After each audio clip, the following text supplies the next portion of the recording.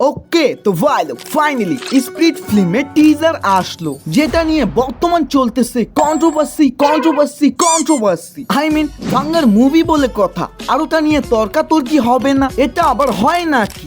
শুনলাম প্রভাসকে নাকি Indian biggest সুপারস্টারে tag দেওয়া হয়েছে, যা কি সত্যি সে ডিজার্ভ করে? ওয়েট তবে এর মধ্যেই ঢুকে পড়ে এসআরকে ফ্যান্সরা, যারা প্রভাসকে নিয়ে অনেক গালাগালি দেয়। অ্যাট দ্য সেম টাইম ডাইনোসরের ফ্যান্সরা কি চুপ থাকার মতো নাকি? শুরু হয় ফ্যান্সদের মধ্যে মহাভারতের যুদ্ধ। ওয়েল প্রথম থেকে বলি, পরশুদিন 23শে অক্টোবরে প্রভাসের বার্থডে উপলক্ষে ফজি অ্যান্ড স্পিরিট মুভি থেকে পোস্টার প্লাস টিজার আসে, যার মধ্যে ফজিকে তো সবাই ইগনোর মেরে দেয়, কিন্তু স্পিরিট সবার নজর কেড়ে নেয়। যদিও এই টিজারে কোনো ভিডিও ফুটেজই ব্যবহার করা হয়নি, বাট তারপরও যেভাবে শুধু ভয়েস ওভার দিয়েই এটাকে তৈরি করেছে, আমার তো ভাই এটা অনেক ভালো লেগেছে।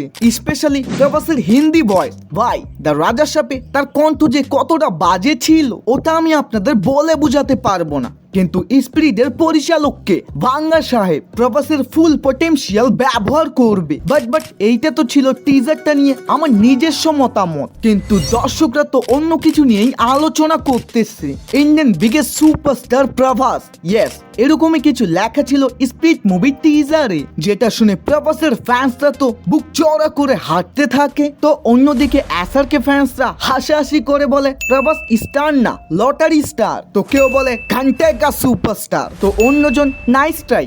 এসআরকে চেয়ে আজ পর্যন্ত কোনো বড় সুপারস্টার না জন্ম নিয়েছে না কখনো নিবে, এরকম আরো বিভিন্ন টুইট করা হয় প্রভাসের এগেইনস্টে। কিন্তু এইসব বলার কি কোনো লজিক আছে? মূলত যখনই কোনো অ্যাক্টরের নামের আগে সুপারস্টার, মেগাস্টার বা পাওয়ার স্টারই লেখা হোক না কেন, এগুলো দেওয়ার আগে অ্যাক্টরের ফুল ফিল্মোগ্রাফি চেক করা হয়, দেন তারপর প্রডিউসার বা ডিরেক্টর এই নামটা রাখে। আর ভাই আমরা যদি প্রভাসের পুরনো মুভিগুলোর দিকে একটু নজর দিই, ভাই তার এক একটা মুভি বমের মতো ব্লাস্ট হয়ে বের হয়ে আসে। অ্যান্ড বলিউড থেকে যদি শাহরুখ খানকে বাদ দেন, তাহলে পুরো ইন্ডিয়ান সিনেমার মধ্যেই কোনো অ্যাক্টরের মুভি আসলে যে বোঝা যায় আসলে একজন অ্যাক্টরের মুভি আসতেছে, সেটা one and only dinosaur Prabhas. আপনি যদি ইন্ডিয়ান সিনেমার হাইস্ট গ্রসিং ওপেনিং লিস্টও দেখেন, ওখানেও দেখবেন টপ 10 এর সবগুলোই সাউথের মুভি, যার মধ্যে 3টা তো প্রভাসেরই, এবং 11 নম্বরে আসে অবশেষে একটা হিন্দি ফিল্ম, তাও আবার আদি পুরুষ। মানে এই বান্দা স্টারডাম ক্রেজি লেভেলের, খারাপের থেকেও খারাপ তিনি সিনেমা তৈরি করুক না কেন,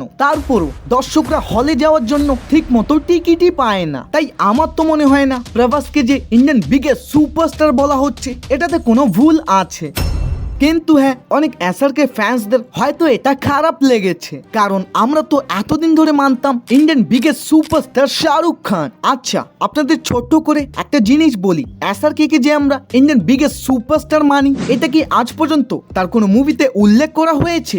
একদমই না, কারণ এই ট্যাগটা না কোনো ডিরেক্টর বা না কোনো প্রডিউসার দিয়েছে, আসলে এটা আমাদের মন থেকে বের হয়। তাই কে কি ট্যাগ লাগালো ওটা নিয়ে আমার হিসেবে বেশি মাথা ঘামিয়ে লাভই নেই। এছাড়াও বর্তমান তো সবাই জানেনি Shahrukh not a Indian biggest superstar, it is also global star. তাই আমার মনে হয় না এটার জন্য একে অপরকে কোনো গালি দেওয়ার দরকার আছে, কারণ প্রভাসকে নিয়ে আপনি যতই সমালোচনা করুন না কেন, এটা মানতে হবে ইন্ডিয়ান সিনেমার কিছু অংশ হলেও প্রভাসের জন্যই বেঁচে আছে। কারণ এই যে তার আপকামিং তার রাজা সাপ, স্পিরিট, ফজি এগুলো যখনই আসবে, নো ডাউট 100-200 কোটির প্রথম দিনই ওপেনিং নিবে, যা অবভিয়াসলি আমাদের ইন্ডিয়ান সিনেমাকে আরো বেশি বুস্ট দিবে। আর হ্যাঁ, সাবস্ক্রাইব করতে ভুলিও না কিন্তু, ওটা খুবই জরুরি। বাই।